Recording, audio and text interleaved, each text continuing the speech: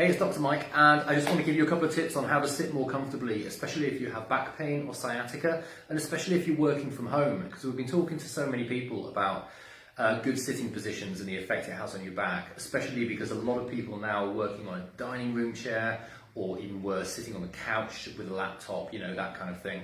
So for whatever the reason, if you're finding that your sitting position's aggravating your back, here are a couple of things that you can do. So number one, so forget about the ideal sitting position, because the best sitting position is one that's moving around from time to time. So you don't want to be in exactly the same position all the time anyway, even if you've got everything set up properly.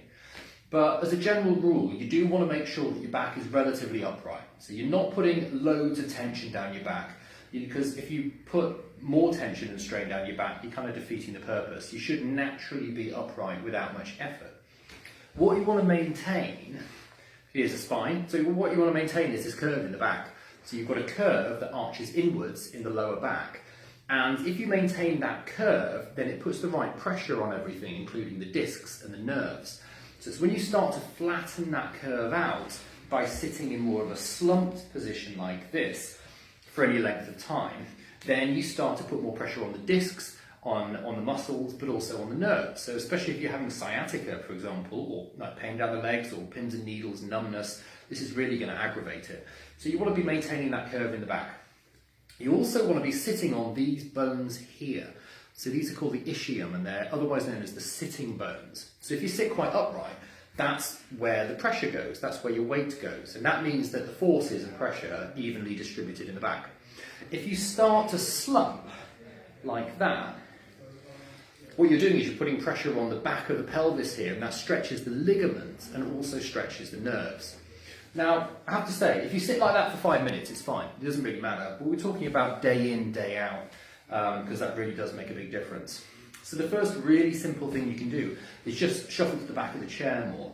So if you go right to the back of the chair, so your bum's kind of tucked in against there, you'll find that automatically everything feels more stable, and your back can just sit in a more comfortable upright position without really thinking about it too much. But depending on what kind of chair you've got, especially if you're sitting on the couch, for example, that kind of encourages you to do that, there's a couple of things that can really help as well. So these are some popular bits of kit that we sell at the practice that are really popular because it's like a very quick and cheap way of upgrading your chair if you're not ready to buy a new couch or splash out on an expensive chair yet. So this is a back support, and it cradles the spine whilst maintaining that arch in the back. This one's really nice, I really like it. We've just, one of my patients has just had one a few minutes ago actually. So this, without any effort at all, this is just cradling my lower back, keeping it in the right alignment. And I don't even want to slouch just because it feels so comfortable. It's nicely padded, and basically, yeah, I could sit like this for hours. That's one option, but another one that's really popular is to use a wedge. So there's a couple of different ones. So we've got one that's much thicker than the other. Some people find this one a bit severe. So if you do, then you want to go for the smaller one, because even a little bit can actually make a big difference. And the key here, and this goes for your car seat as well, your hips ideally want to be a tiny bit above your knees. So if your hips are above your knees, what that does is encourage the lower back to sit in that arch, to sit in the right position without having to think about it. And that's what the wedge does. So if I put this in, this is the big one.